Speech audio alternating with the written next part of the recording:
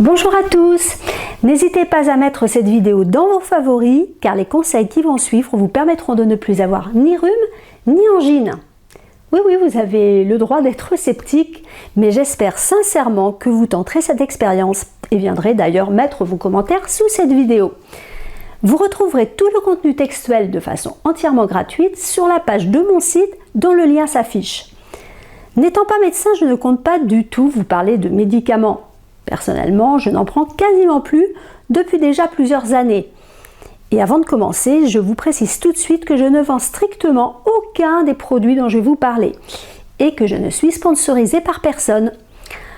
Alors je ne sais pas si vous êtes comme moi, mais il y a quelques années, je ne pouvais pas passer un seul hiver sans avoir au minimum un rhume et une angine. Dès que je commençais à voir des personnes infectées autour de moi, je savais que j'allais être malade durant 1 à 2 mois et que j'allais en plus avoir des surinfections, des toux interminables et des problèmes pulmonaires.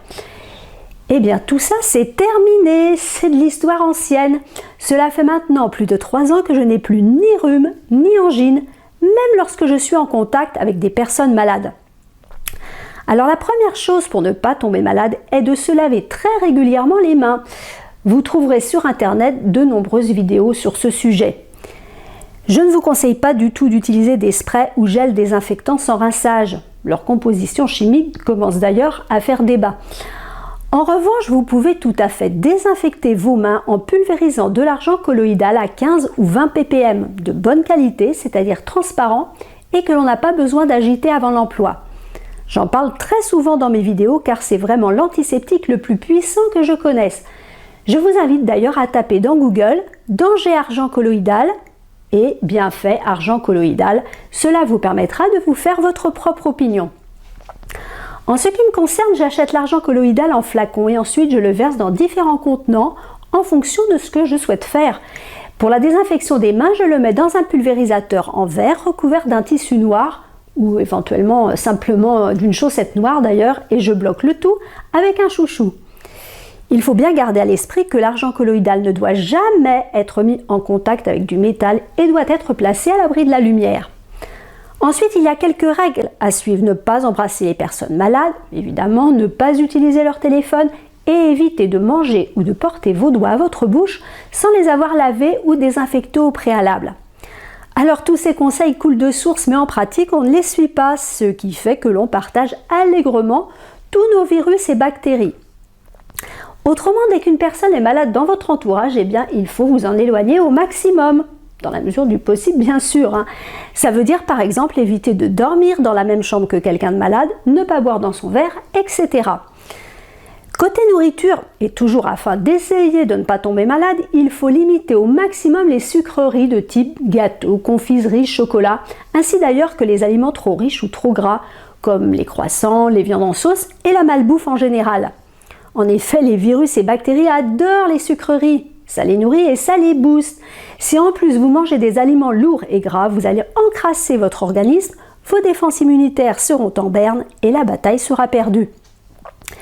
Maintenant, que faire lorsque vous commencez concrètement à ressentir les premiers symptômes? Eh bien, il faut réagir immédiatement. Le but étant d'enrayer totalement votre angine ou votre rhume avant qu'il ne débute vraiment. D'où l'intérêt d'avoir sur vous quasiment en permanence un spray d'argent colloïdal. Si vous commencez à ressentir les premiers symptômes la nuit, il faudra vous lever. Pas question d'être paresseux et de vous dire « Oh, je suis trop bien dans mon lit, bien au chaud, je verrai ça demain ». Honnêtement, si vous ne vous levez pas, vous risquez fort de le regretter. Pour vous soigner, il vous faudra 3 produits bio très faciles à trouver, de l'argent colloïdal, du miel et de l'huile de coco. Je vous conseille vraiment d'en avoir chez vous en permanence, car si vous êtes comme moi, vous commencerez généralement à vous sentir mal le samedi soir ou les jours fériés. Alors l'argent colloïdal est absolument génial, mais il a un côté desséchant notamment pour les muqueuses. Il faudra donc toujours l'associer à du miel et de l'huile de coco.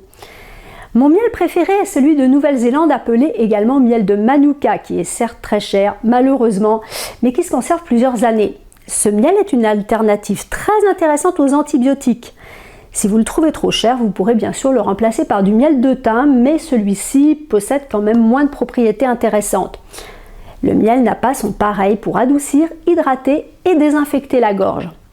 Enfin, pour les muqueuses du nez, vous utiliserez de l'huile de coco bio qui a des vertus hydratantes et désinfectantes. Il suffit de placer une cuillerée à café d'huile de coco dans une petite tasse et de la réchauffer quelques secondes seulement au micro-ondes pour la liquéfier. Ensuite, vous pourrez la verser dans un petit flacon qui se réchauffera très facilement sur un radiateur ou même contre votre corps. Là encore, n'hésitez pas à effectuer des recherches via Google concernant les bienfaits du miel de Manuka et de l'huile de coco. Maintenant, voici concrètement le mode d'emploi. Alors, la meilleure méthode pour désinfecter la gorge est le gargarisme. Par contre, pour les enfants, mieux vaut utiliser un pulvérisateur, c'est moins efficace, mais au moins, il ne risque pas de s'étouffer en faisant une fausse route.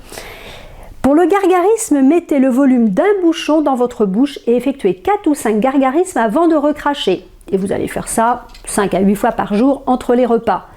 Alors oui, c'est risible, oui, ça a un côté un peu ridicule, mais ça fonctionne et c'est même quasi miraculeux.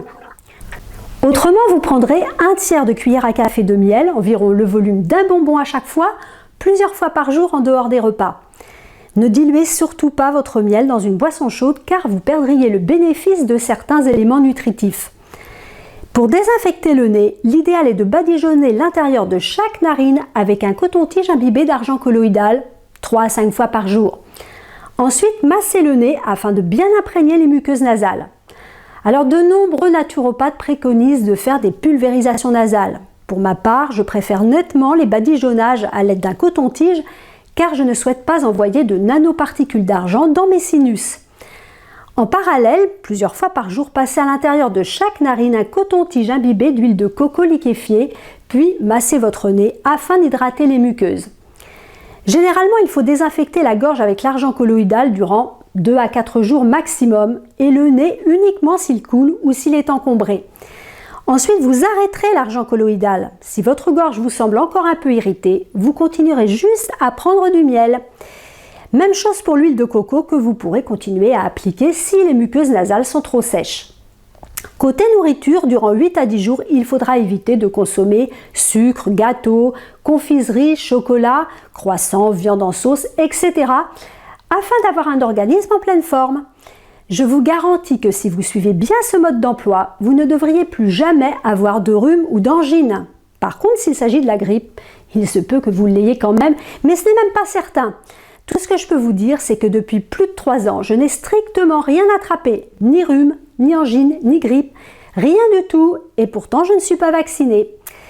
Je vous remercie d'avoir regardé cette longue vidéo jusqu'à la fin, et surtout j'espère qu'elle vous sera très utile. À bientôt!